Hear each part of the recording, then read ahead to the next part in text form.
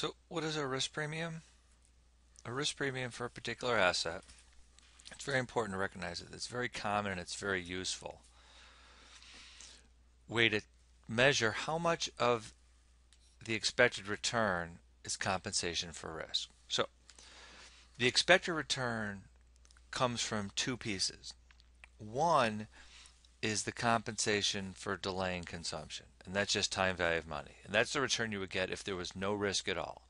So if you put $100 into an investment and there was absolutely guaranteed 100% certainty that you would get your money back and you knew exactly how much you would get, that would be the compensation for delaying consumption. And that's associated with just basic time value of money that goes back to the piggy bank example that we start the entire course out with, that if you were to give me, let's say, $100 and you knew for sure I would give you your money back in a year, you'd want more than $100.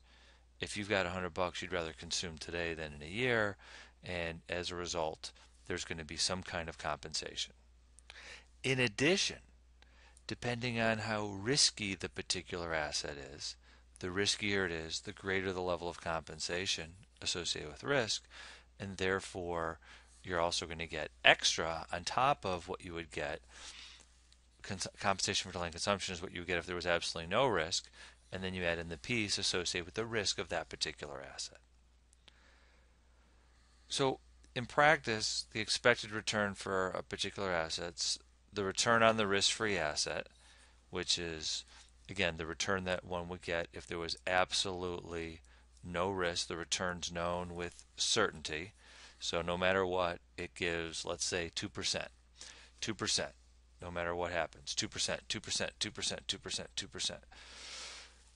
In practice, there's no such thing as a risk-free asset or a risk-free return. What we use is short-term U.S. Treasury bills that believe as short term there's not a lot of interest rate risk. U.S. Treasury bills, U.S. government obligations are considered to have no or very, very, very, very, very little credit risk. And so the return is what we often use to estimate the risk-free rate, the return on those T-bills.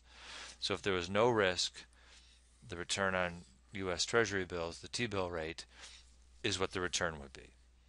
Then we add in the compensation for risk, and that is the risk premium. That's the premium, how much extra you get because of the risk associated with this particular asset. So you can do a little bit of algebra. So what is the risk premium?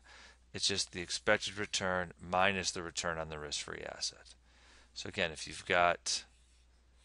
that's expected return for a particular asset, the part in yellow is what you would get if there was no risk at all. The part in white is the extra that you get for the risk premium. So if you want to know the risk premium, you can clearly hopefully see that it's the whole thing minus the yellow, leaving you just with the white box.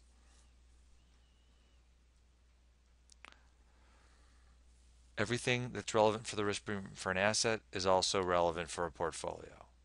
So the expected return for a portfolio is just equal to the risk-free rate, which is what you would get if there was no risk at all, plus compensation for the risk on that portfolio, which is the risk premium for that portfolio.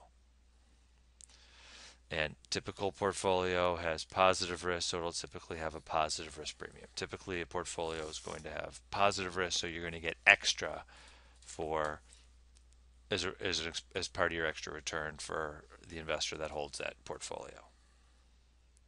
So let's look at a few examples. We have an asset with a risk premium of 18 and a risk-free rate is 3. What would the expected return be on that portfolio? It's 21%. Risk-free rate of 3% means if there was absolutely no risk, you'd get 3%.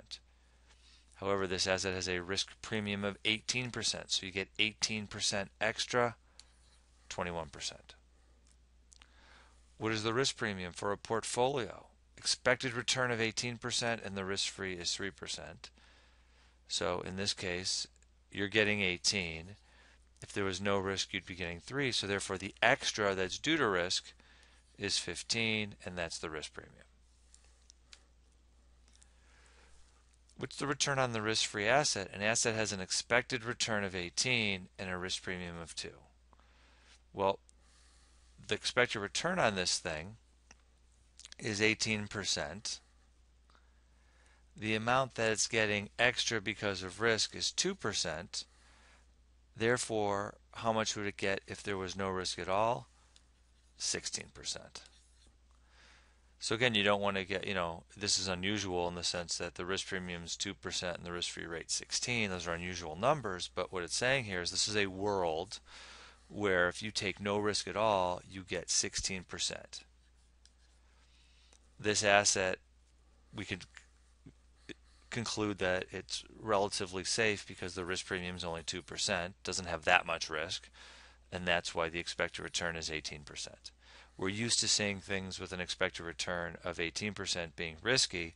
In this case, it's not, and we can conclude it's not that risky. We conclude because if there was no risk, you get 16. The risk premium is only 2.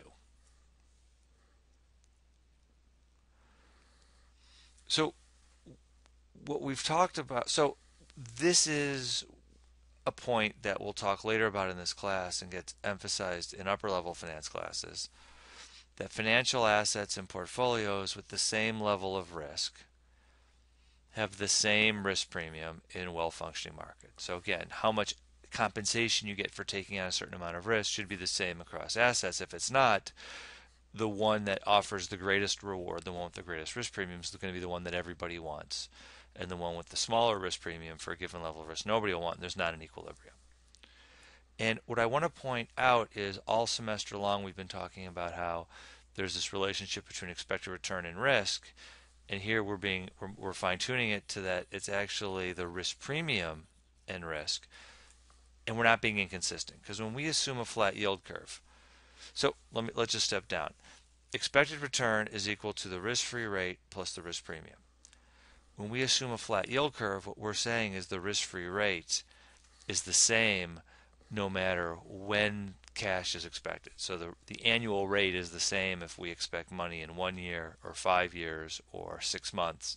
The annual risk-free rate's the same. So therefore, this is the same for everything. So greater risk gives you greater risk premium, gives you greater expected return. So the simplification is consistent with the risk premium to risk ratio, which is the true relationship. We've just simplified by kind of taking the risk-free rate out of the equation. Or it's in the equation for expected return, but because it's the same, it doesn't affect expected return differently based on when cash is expected.